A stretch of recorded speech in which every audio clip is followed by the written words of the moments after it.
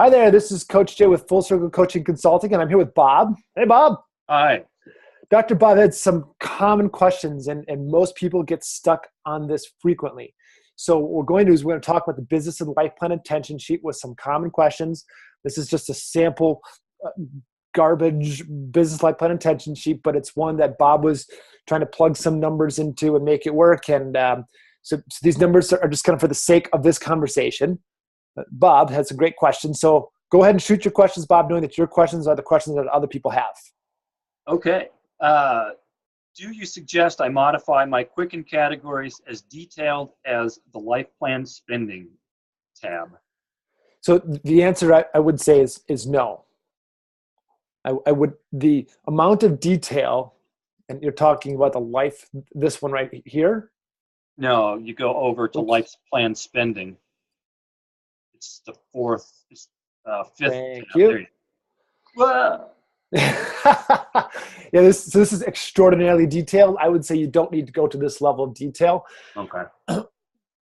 Some people are just super detailed folks and have everything line itemized.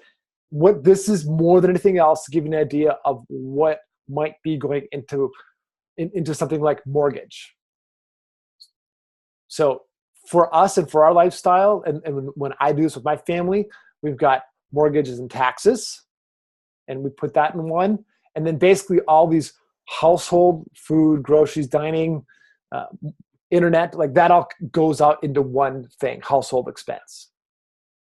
Haircuts, these things, we just kind of put this into a miscellaneous category. We don't need to break them down necessarily. If you've got a CPA that breaks them down, fine, but I just go with, again, I'm into row 31 here, and we basically got three things: personal expenses, mortgage, house expenses. Transportation, lease, insurance, gas, licenses. This in my life is car expense, and that's on the business side.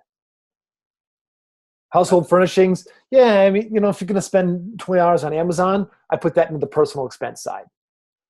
But if you're doing something big like a giant reclaimed wood table that's going to cost $4,000, yeah, you should account for that.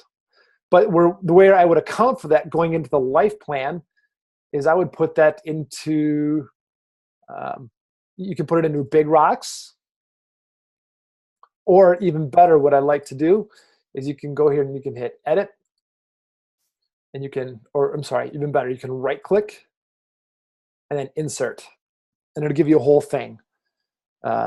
We can call this big expense personal. Life wants table. New wood table. And that's a January expense. And then you put that in here as $5,000. Or maybe you're going to finance it. Okay, so if you're going to finance it, then you've got new wood table January, new wood table, and we'll finance it $800 per month. Please don't spend $5,000 on the table, but you get the idea. And they can carry that all the way across. And you can see, as soon as I put it into, here I'm pointing at the screen, on G13, you can see at G23, it carried through. If I make this number 400, it'll change that number. So your deficit of the month is negative $300. The reason why it's your total deficit right now is because we've got no practice income right now. Gotcha. That practice income, as we're on this sheet, Bob, if I may keep going, should come over from the business side, January actual. Let's say your total collections based on the same amount last year. Let's say you just did $20,000 in collections. And let's say you've got another $2,000 in supplements. So your total gross clinic income is $22,000. So you're going to be up on the year. You're actually up 23% from last year. This should automatically calculate that. And when you look up at the formula bar up here, you can see where it's pulling those numbers from. Now, in this case, it just took the practice income. You also can make it 12. So you see this C9 up here in the formula bar? You can make that C12. Because if this number, 16,000, was based on your income one and whatever income in your practice that you have, like supplements or pillows or whatever, or massage, you can actually say, okay, this number is actually based on this number. Now, your number now went up to 35% because it took into account this other income. Make sense? Mm-hmm. Okay.